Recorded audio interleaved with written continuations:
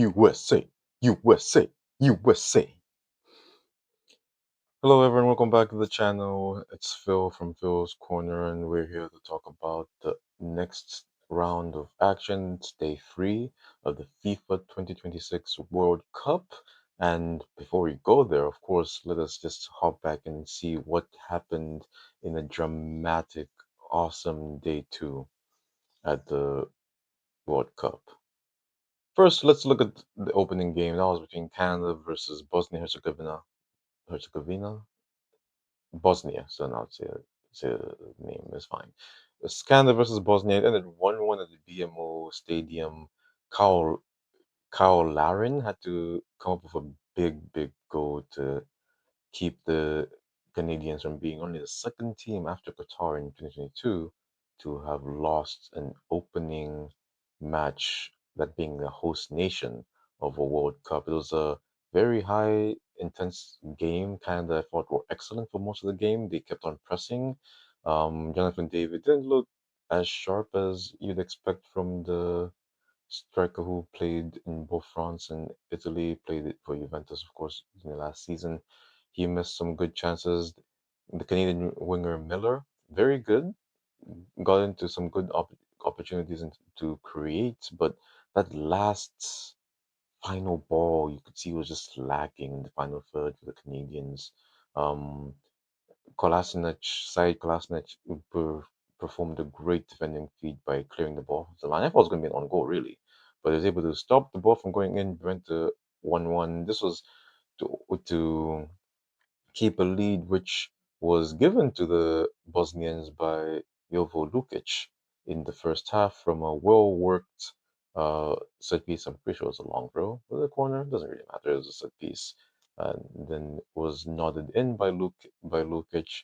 Uh, can't really say Bosnia were deserved leaders. Can't really say they deserved much from the game, but there are those who value high quality defending, and they performed some of that. Kind of did cover them up, especially when Andre was it? Is it Andre?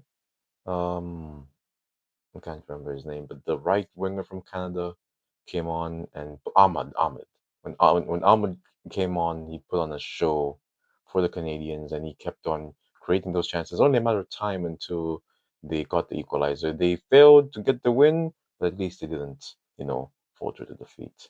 But we do, of course, know that there was a team that did not struggle to win at all, and that, of course, was the United States of America. Yes, they won their first match of the tournament, winning it by three clear goals, first time since 1930, the inaugural FIFA World Cup, and the first time in the history that they scored four goals in a World Cup match. They beat Paraguay, who were, I'm pretty sure most people thought it was going to give the USA a tough time, of course. Paraguay are a decent team, have a decent talent, and they're very rough, rambunctious, and stout defensively, but they were just never in the game.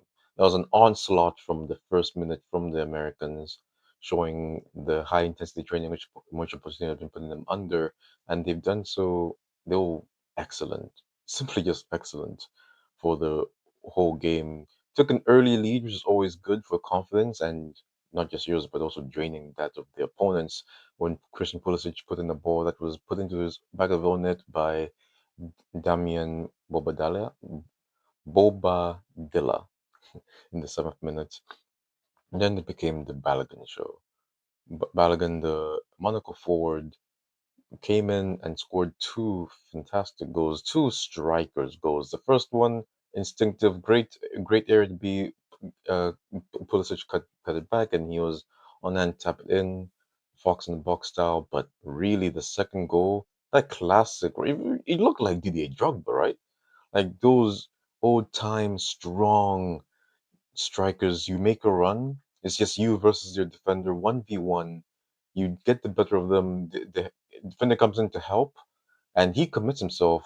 A slide tackle, sell it, and just basically just shoot it past the goalkeeper, which he did perfectly with his weaker foot. He could have even passed it to the oncoming player there. That's how well he did. He created such a win-win situation for the USA. That goal came right on the cups of halftime, which is talk about momentum builder and momentum killer.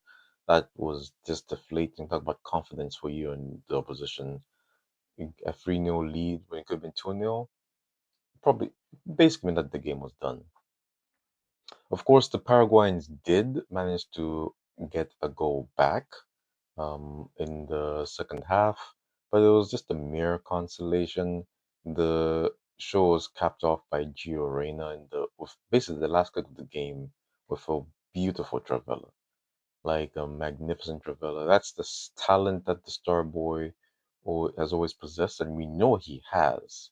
And what I could tell from watching the Americans play is they're actually very technically gifted football players. Like you could see it's not just skill, but the technical ability, the first touch, the crossing, the passing, the shooting. You could see it from not just Balogun scored or Pulisic or during a night goal, but Weston McKinney was excellent in that midfield. Um, what's the Anthony Robinson? I thought outside of the fact that the Balogun got the goals and Pulisic got the assists, I thought he was a strong contender for man of the match. I thought he was excellent. Tim Ream at the back, as well as Richards, but Tim Ream, I wasn't familiar with his game. His passing ability is very good. He's very composed at the back. The goal, which they conceded, came, of course, at the back of some defensive lapses. These things are to happen. These things do happen every now and then. Especially it came right after subs happened, so it's fine at the end of the day. A 4-1 win is more than enough. That should see them into the next round, if we're being honest, even if they fail to win the next couple of games, one of which is against Australia, so I'm pretty sure they should be fine. But even if they do fail to win both games somehow, that +4 goal difference should +3 goal difference should see them over the line. Now, for today's action, of course, we do have the remaining teams from Group B and Group D playing, as well as the teams from Group C getting their campaign up and running. It's going to be kickoff times about 3 hours apart each. 3 p.m., 6 p.m., 9 p.m., and 12 a.m. Eastern time for all these kickoffs. So if you're on the West Coast, you're advantaged because it's going to be basically just subtract 3 hours from there and you got it. Qatar versus Switzerland is going to be our opening match of the day in San Francisco. That's going to be at 3 p.m. Should be I'm gonna say a simple match for the Swiss. I don't think any match is probably gonna be simple, like the way you saw the Americans play yesterday. But I would have them favored, probably a nice little 2-0 for them. Brazil, Morocco at the New York, New Jersey Stadium. It's just it's the MetLife, the Giants Jet Stadium. Call it whatever you want. They keep on giving new names. Brazil, Morocco at the MetLife Stadium at 6 p.m. Should be a tough game for both teams. Brazil probably one of the tournament favorites for reasons that only Brazilians could tell you. But as I said before, I don't think that good. I see Morocco winning that game. They're not going to lose. I don't think they're going to lose that game. Famous last words. But I see them winning that game. I'm going to give it 2-1 to Morocco. Yeah, 2-1 to Morocco. Haiti, Scotland. Scotland will probably hammer them, really.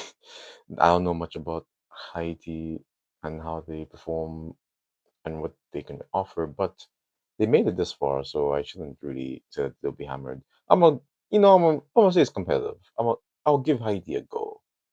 Probably a 3-1 victory to the Scots.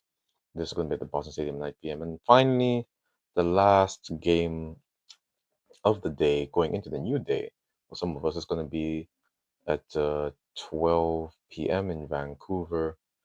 This is going to be Australia versus Turkey. I said there are no easy games this tournament.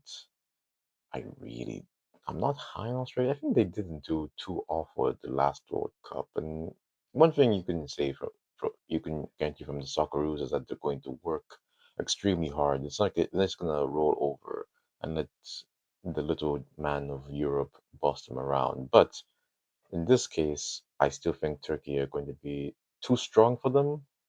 I don't see them conceding a goal, and I don't see the Socceroos scoring, so I'm gonna give it 2-0 to Turkey. Anyway, guys, that is it for today's video. Thank you so very much once again for joining me for this recap and look ahead for the World Cup action. Again, if you enjoy this content, don't be afraid to like that button. Hey, share the video. Maybe someone else will find it interesting. And of course, hit a subscribe to the channel. We will be back again tomorrow for more World Cup updates, God willing. And but for now, have a lovely rest of your day. Happy Sabbath. God bless.